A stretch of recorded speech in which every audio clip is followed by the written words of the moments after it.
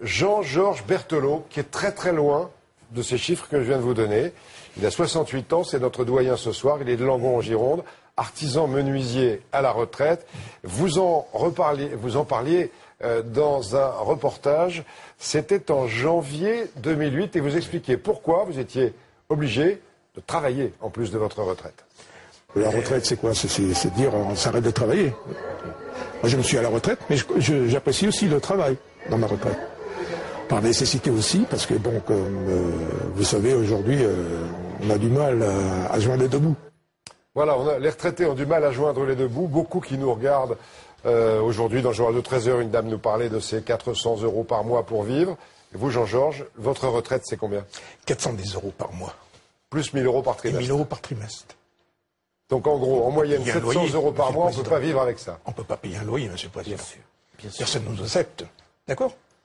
Donc moi, la solution, au bout de 3 ans, parce qu'on m'a mis d'office à la retraite à 63 ans, j'avais passé cotisé en tant qu'artisan.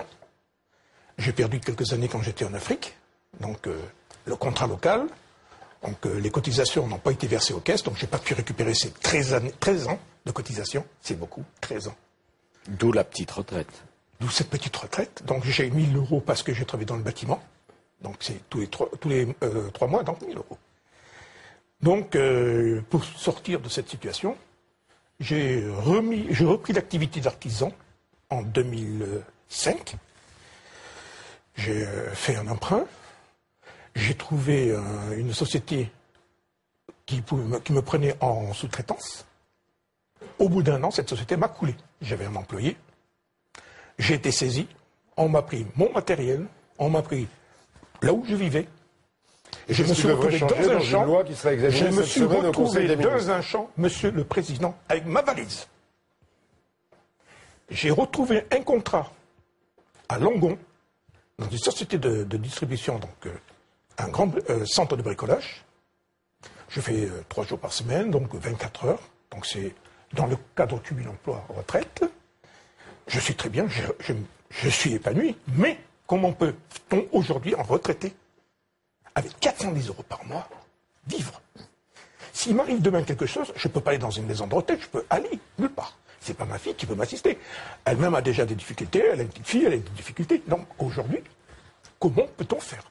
D'autres retraités sont comme moi. Bon, moi j'ai eu cette force, ce niaque de dire, allez on y va, on reprend le flambeau, et 80 km le matin, 80 km le soir. Et là, je viens de le faire en scooter.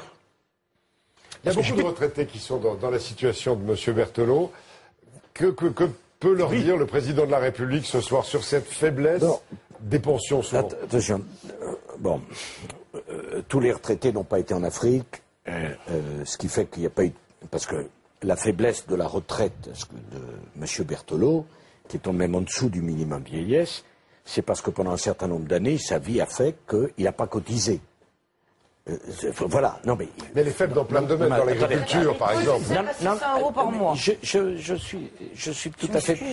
C'est pareil, et notamment le problème de la retraite des veuves agricoles.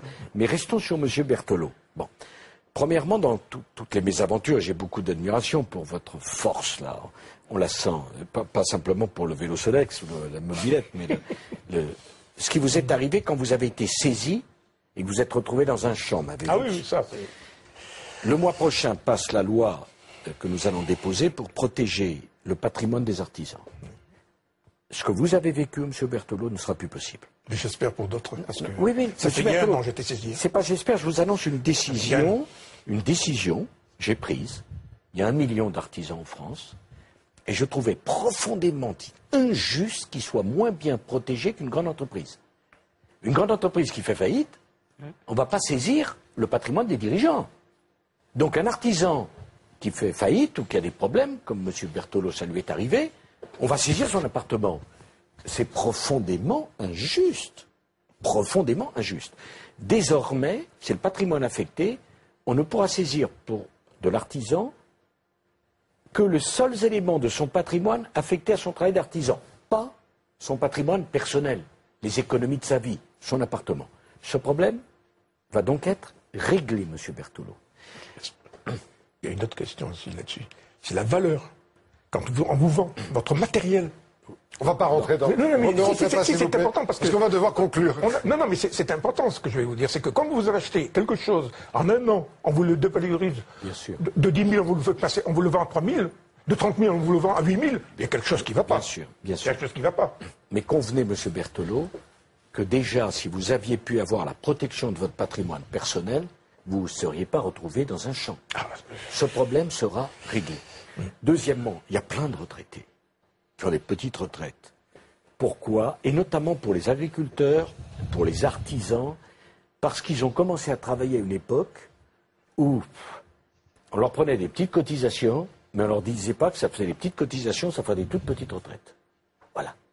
Et ils se sont réveillés un jour en se disant, mais mon Dieu, parce qu'il n'y a personne, vous savez, quand on travaille, on ne demande pas quelle sera sa pension de retraite. Et c'est pour ça que j'ai voulu la possibilité pour un certain nombre de retraités qui ont des petites retraites, la possibilité de travailler pour avoir un cumul emploi-retraite, pour augmenter leur pouvoir d'achat. Par ailleurs, j'ai promis d'augmenter le minimum vieillesse de 25% sur la durée de mon quinquennat. Je l'ai augmenté de 15%, 5% chaque année, ça fait 3 ans. Je tiendrai cet engagement. Enfin, dernier point, je vous le dis, M. Berthelot, on va discuter avec les syndicats de la réforme des retraites. Il y a une seule chose que je n'accepterai pas, c'est qu'on abaisse le niveau des retraites, des retraités, parce que vous ne pouvez pas vous en sortir. Et pareil pour les veuves. Alors, vous êtes divorcé, j'ai vu ce qui était... Je ne veux pas rentrer, bien sûr, mais quand le mari meurt, la pension de réversion, quand je suis devenu président, elle était à 54%. Alors déjà, c'est une petite retraite. Imaginez la moitié. Et elle sera portée au 1er janvier de cette année à 60%. On dira 60%, oui. C'est mieux que 54. Donc je sais parfaitement que j'ai ce problème en cause. Je ne porterai pas atteinte et je garantirai le pouvoir d'achat des retraités. Parce que c'est pas possible. Alors en plus, M. Berthelot, il a vraiment lu artisan, déplacement en Afrique, faillite du fait de l'action de quelqu'un dont il était sous-traitant. Vous ne m'avez pas réservé le cas le plus facile, même si M. Berthelot, il est ô combien sympathique et courageux. Bon. Non, mais c'est-à-dire que c'est surprenant quand vous avez une grosse entreprise qui vous coule et qu'on ne peut pas la poursuivre. Moi, quand je demandais au législateur judiciaire, ça, c'est autre chose.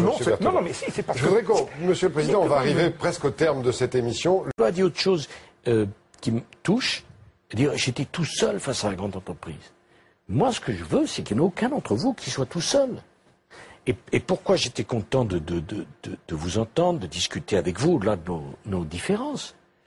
C'est parce que je veux que chacun comprenne que chacun a des droits, a une possibilité de faire valoir ses droits, de se défendre. Et c'est ça la République, et c'est ça la justice. Et c'est absolument anormal que parce que vous étiez en retraite et tout seul, vous fassiez écraser. On ne peut pas l'accepter, cela. Et je ne l'accepterai en aucun cas. Et pourtant, on est au terme de l'émission. Je voudrais remercier... Bien sûr, je sais bien. Je voudrais remercier, pardonnez-moi de vous interrompre, je voudrais remercier chacun d'entre vous d'être venu vous exprimer, malheureusement pas assez, mais on a déjà débordé pas mal. Je crois, Monsieur le Président, qu'on a quand même constaté ce soir pas mal d'incompréhension, beaucoup de difficultés en tout cas.